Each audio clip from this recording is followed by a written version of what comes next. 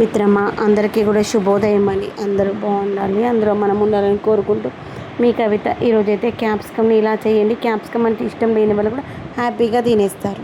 Hi అండి, hello, welcome back to my channel. ఈరోజు video ఏంటంటే, ఈరోజు మన ఇంట్లో క్యాప్సికమ్ వేపుడు చేస్తున్నాను. ఇది మనకి ఏదైనా ఫ్రై కర్రీస్ ఏంటి మన గ్రేవీ కర్రీస్ ఉన్నప్పుడు ఇలా చేసుకుంటే బాగుంటుంది. ఒక 4 క్యాప్సికమ్స్ తీసుకున్నాను, ఒక 4 క్యాప్సికమ్స్ తీసుకుని దాంతో చేసిన. దానికోసం కావాల్సినటువంటి మసాలా ఏంటంటే శనగపప్పు, కొంచెం పెసరపప్పు, కొంచెం మినపప్పు, కొన్ని పల్లీలు, కొంచెం వచ్చేసి కొబ్బరి. ఫస్ట్ ఏంటంటే అన్నీ పోయి పట్టుకుంటే మంచిగా అది పక్కన పెట్టేసి చేతుంది. పల్లీలు, కొబ్బరి ఒకటి వేయు, అవి కడగాలి. అందుకని పప్పులలో పౌడర్స్ వేస్తారు కదా, అందుకని అటు సైడ్ తిప్పి పట్టుకుని వేస్తాం. ఇప్పుడు ఫస్ట్ ఏంటంటే మనము దాంట్లో పల్లీలు, తర్వాత వచ్చేసి కొబ్బరి ఒకటి వేసేసుకుందాము. అవి వేయించుకునే లోపల వీటిని కడుక్కుందాము. కొన్ని వాటర్లో వేసేసి కలుపునాలి మాడతారు. ఎందుకు కడుగుతున్నాను అంటే స్టవ్ చిన్న ఉండండి. ఎందుకు కడుగుతుందంటే ఇవి మనకి స్టోరేజ్ అవి ఉండడానికి పౌడర్స్ కలుపుతారు కదా, అందుకని ఒకసారి కడిగేసి వాడుకుంటే బాగుంటుంది అనేసి. నేనైతే పప్పులు వాడేటప్పుడు కంపల్సరీ కడిగేస్తాను అనమాట. ఒకసారి కడిగితే తప్పు లేదు కదా, దానికి ఉన్న దుమ్ము పోతుంది. ఒకవేళ ఏమైనా పౌడర్స్ కలిపితే అవి కూడా పోతాయి. స్టవ్ బంద్ అవసరం లేదు, స్టవ్ బంద్ చేయాలి. చిచ్చి కాదు, స్టవ్ కాదు, స్టవ్ ఆన్ చేయి. ఉండండి, ఏం కాదు, అట్లా కిందికి వంకి పెట్టాలి. నేను పెట్టేస్తాను, పడతాను. పోయింది.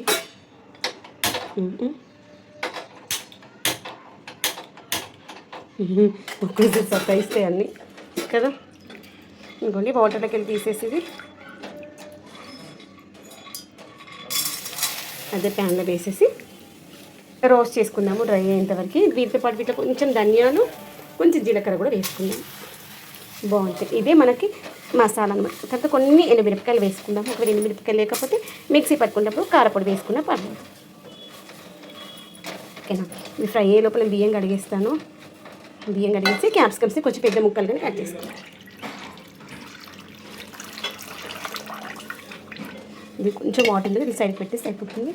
బియ్యంలో ఆల్రెడీ ఒకసారి వాటర్ పోసేసాను, ఆ లోపల నానతాయిలు అనేసి. మళ్ళీ పిల్లలకి పని చెప్పామనుకోండి, అది వాళ్ళకి తెలుస్తుంది అనమాట ఏం చేయాలి ఏంటి అనేది. ఇదిగోండి, దాన్ని సైడ్కి పెట్టేసాను కదా, అక్కిలు వాటర్ తీసేసి దాంట్లో వేసేస్తాను. ఈ హ్యాండిల్ అంతా వేడిగా ఏం రావట్లేదు, చిన్నగా ఉంది కదా స్టవ్ మంట, అందుకని కావట్లేదు. మెటీరియల్తో సంబంధం లేదు. స్టవ్ పెద్దవి అట్లా అనొద్దు. ఎప్పుడు కానీ ఇలా పట్టుకోవాలి. ఇప్పుడు ఇది రోస్ట్ చేసేటప్పుడు ఇలా పట్టుకోవాలి. ఇలా పట్టుకొని ఇలా ఫ్రంట్ కనేసి మళ్ళీ దీంతో ఇలా బ్యాక్ అనేసేయాలి. ఓకేనా, ఫ్రంట్ బ్యాక్ అనేస్తే అదే మంచిగా రోస్ట్ అవుతుంది. ఓకేనా, ఆ లోపల నేను 4 క్యాప్సికమ్స్ తీసుకున్నాను. ఇవి మనకి 1/4 కేజీ కంటే కొంచెం ఎక్కువనే ఉంటాయి. 1/2 కేజీ తీసుకొచ్చాను. దగ్గర 350 గ్రామ్స్. ఇంకొక 2 క్యాప్సికమ్స్ ఏమో ఉన్నట్టున్నాయి అంతే. వీటిని కొంచెం పెద్ద ముక్కలుగా, ఇంత సైజ్ ముక్కలుగా కట్ చేసుకుందాము. ఈ ఒక కర్రీకి ముఖ్యంగా ఏంటంటే క్యాప్సికమ్ అనేటువంటి ఎక్కువ కుక్క బదుగులతో పెట్టుకోండి, అసలు వాటర్ వేయొద్దు. ఫ్రెండ్స్, ఇదిగోండి, ఇవైతే వేగడం స్టార్ట్ అయిపోయినాయి. మనం వేసిన పప్పులలో ఉన్న మాయిశ్చర్ వెళ్ళిపోయింది. మాయిశ్చర్ వెళ్ళిపోయిన తర్వాత అది వేగడం స్టార్ట్ అవుతుంది అనమాట మంచిగా. ఇప్పుడు ఈ యొక్క వేగేటప్పుడు మంచి అరోమా వస్తుంది చూడండి. అప్పుడు మనం కొన్ని ధనియాలు లాస్ట్ దించేసే ముందు మిరపకాయలు వేసుకుందాం, లేదంటే మిరపకాయలు ఘాటు చచ్చిపోతాము. కొంచెం జీలకర్ర కూడా వేస్తాను. దీంట్లో కారం వేయద్దు. ఈ యొక్క మిరపకాయలు రోస్ట్ చేసే వేసుకోవాలి. 1 స్పూన్ అయితే జీలకర్ర వేసేసుకొని ఇక్కడ కింద వేగడం స్టార్ట్ అయింది, మారడం కూడా స్టార్ట్ అయింది. స్టవ్ బంద్ చేసేసాను. నేను చూసినట్టయితే స్టవ్ ఆఫ్ చేసుకున్నాక ఈ యొక్క మిరపకాయలు వేసుకోవడం, లేదంటే ఈ యొక్క ఘాట్ ఏంటండి ఇంకా నీళ్ళంతా స్ప్రెడ్ అవుతుంది. ఈ యొక్క ప్యాన్ వేడి ఉంటుంది కదా, ఈ యొక్క వేడికి ఒక 5 మినిట్స్ అటు రోస్ట్ చేస్తే అట్లా పట్టేస్తే అదే మంచిగా డ్రై అయిపోయి మాయిశ్చర్ ఏంటంటే వెళ్ళిపోతాను. మరి మిరపకాయలలో ఉన్నటువంటి మాయిశ్చర్ వెళ్ళిపోయి ఈ యొక్క పౌడర్ ఏంటంటే చల్లారిన తర్వాత మిక్సీ పట్టుకోవాలి. ప్యాన్ ఆఫ్ చేసిన స్టవ్. ఈ యొక్క వేడికి ఇవి వేగిపోతూ ఉంటాయి. ఇవి వేగేటప్పుడు ఇంకొక పని చేయాలి మనము. ఇది కొన్ని వెల్లుల్లి రెబ్బల్ని పొట్టు తీసుకొని వేసుకోవచ్చు, ఇట్లయినా వేసుకోవచ్చు. ఇప్పుడు మీకు ఇంకొక చిన్న టెక్నిక్ చెప్తాను. ఇప్పుడు ఇలా ఉంది కదా, ఇలా వేగేటప్పుడు దాంట్లో వేసి వేయించుకున్నాం అనుకోండి, పొట్టు ఈజీగా వచ్చేస్తుంది.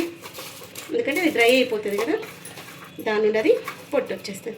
లేదు అంటే అట్లే తింటాము అనుకున్నా అట్లా ఉంచుకోవచ్చు, లేకపోతే ఇట్లున్నప్పుడే పీకేసి తినొచ్చు. దాంట్లో ఫైబర్ కంటెంట్ ఉంటుంది కాబట్టి అట్లే వేసుకుంటున్నా ప్రాబ్లం లేదు. ఓకే, ఒక 5-10 మినిట్స్ చల్లారనిద్దాము. ఆ లోపల క్యాప్సికమ్, ఆనియన్స్ కట్ చేసుకుందాం. మనమైతే క్యాప్సికమ్స్ సీడ్స్ తీసేసి కట్ చేసుకుందాం. ఓకేనా, కొంచెం పెద్ద పెద్ద ముక్కలుగా కట్ చేస్తున్నాను. పెద్ద పెద్ద ముక్కలు కట్ చేస్తే చాలా బాగుంటుంది టేస్ట్. అందుకోసమని నేను దాంతోపాటు ఆనియన్స్ కూడా కట్ చేసుకున్నాను. తర్వాత మనం ఆల్రెడీ మసాలా కోసం నేను తయారు చేసుకున్నవన్నీ తీసేసి పక్కన పెట్టేసుకున్నాను. తర్వాత ఆవాలు జీలకర్ర కూడా తీసుకున్నాము. మనము మసాలాలు తీసుకొని పక్కన పెట్టేసుకున్నాను కదా, చల్లైతే ఆ లోపల అదే ప్యాన్లో ఆయిల్ కూడా వేసేసుకున్నాము. ఆయిల్ హీట్ అవుతా ఉంది. ఇప్పుడైతే దాంట్లో ఆవాలు జీలకర్ర వేసుకున్నాము. ఆవాలు జీలకర్ర వేసేసి ఏం పైకి చిక్కదు, చాలా పెద్దగా ఉంది. అట్లా ఎంత మంచిగా పోసి పెట్టుకున్నది నాకు అసలు అట్లా ఐడియానే రాదు. ఏం చిక్కదు. ఆ స్పూన్ అక్కడికి ఇష్టమైన స్పూన్ తెలుసు, అక్కడికి చిన్న కొనుక్కొచ్చుకున్నాము. అక్కడికి చాలా ఇష్టం. ఆ స్పూన్ ఎప్పుడు అడుగుతూ ఉంటుంది మమ్మీ స్పూన్తో చేస్తాను అని. కానీ ఈరోజు వచ్చింది ముహూర్తం. గుర్తుంది మస్తు చిన్న కొనుక్కున్నాం స్పూన్. ఆవా జీలకర్ర వేగుతూ ఉంది కదా. తర్వాత నేను ఒక చిన్న సైజులో ఉన్నటువంటి ఇదిగోండి ఇలా క్యాప్సికమ్స్ సీడ్స్ తీసేసేయాలి. ఇలా వచ్చిన తర్వాత ఈ సీడ్స్ తీసేసేయాలి. సీడ్స్ తీసేస్తే మనకి ఈజీగా కటింగ్ వస్తుంది. ఇలా తీసేసామనుకోండి, ఇంకా సీడ్స్ ఉంటాయి, అందుకని సీడ్స్ కూడా ఉడకవు మెయిన్ విత్తనాలు. ఇప్పుడు ఆనియన్స్ వేసేసుకుందాము. ఆనియన్స్ వేసేసి తెలియాలా ఆనియన్స్ వేసి ఆనియన్స్ కొంచెం మగ్గనిద్దాము. ఆనియన్స్ మగ్గిన తర్వాత క్యాప్సికమ్ వేసుకున్నాము. ఆ లోపల ఆ పప్పు చల్లారిన తర్వాత మిక్సీ పట్టుకున్నాము. ఓకేనా, క్యాప్సికమ్ వేగుతున్నప్పుడు ఆనియన్స్ వేగుతున్నప్పుడు కరివేపాకు కూడా వేసేసాను. రుచికి తగినట్టు కొంచెం సాల్ట్ వేసుకొని పసుపు వేయాలి. పసుపు కూడా వేసేసి ఇంకొంచెం ఏనా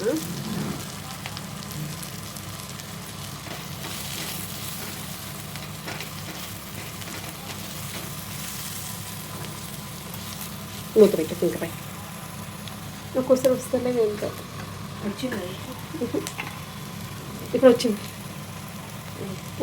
ఇది మనం కట్ చేసుకున్న క్యాప్సికమ్స్ కదా, క్యాప్సికమ్స్ కూడా వేసి మూత పెట్టొద్దు. ఒక 2-3 నిమిషాలు మగ్గనిద్దాము.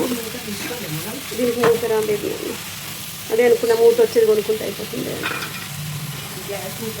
ఇదిగోండి మనము ఇవి వేయించుకుని చల్లారిపోయిన తర్వాత మిరపకాయలను ఇలా చిన్న చిన్నగా ముక్కలు కట్ చేసి మిక్సీలో వేసుకోవాలి.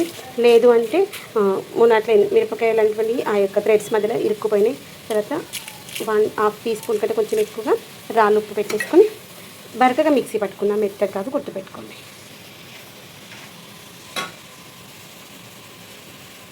క్యాప్సికమ్స్ అనేటువంటిది ఇలా మంచిగా మగ్గింది. కొంచెం మగ్గిపోయిన తర్వాత దీనికి మనము ఇలా కచ్చపచ్చగా మిక్సీ పట్టుకున్నటువంటి పౌడర్ ఉంది కదా, ఇది వేసేసుకుందాం.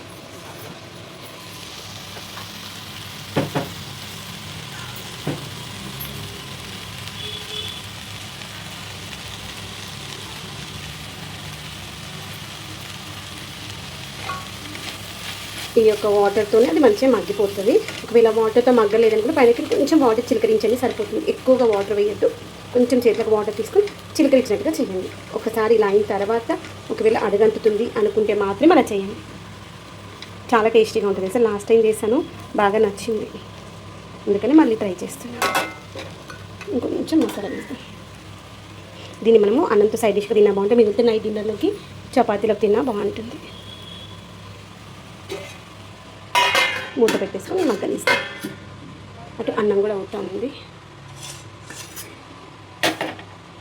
ఫ్రెండ్స్ ఇదిగోండి ఫైనల్గా అయితే మనకి క్యాప్సికమ్ మసాలా కర్రీ అయితే రెడీ అయిపోయింది. ఇది పప్పుచారుతో కానీ లేదంటే ఇంకేదైనా కొంచెం గ్రేవీ కర్రీ లాగా ఉన్నప్పుడు కొంచెం పక్కన మనకు ఇలా డ్రైగా కర్రీ కావాలనుకున్నప్పుడు చేసుకొని తినొచ్చు. చాలా బాగుంటుంది. మన ఇంట్లో ఏం వెజిటేబుల్స్ లేవు, ఉత్త పచ్చి పులుసు చేసుకున్నప్పుడు ఇలాంటివి చేసుకుంటే చాలా బాగుంటుంది. పచ్చి పులుసు కాంబినేషన్ కానీ, పెరుగు కాంబినేషన్తో కానీ, చపాతీతో కానీ, అన్నంతో కానీ, వేడి వేడి అన్నంతో సూపర్గా ఉంటుంది.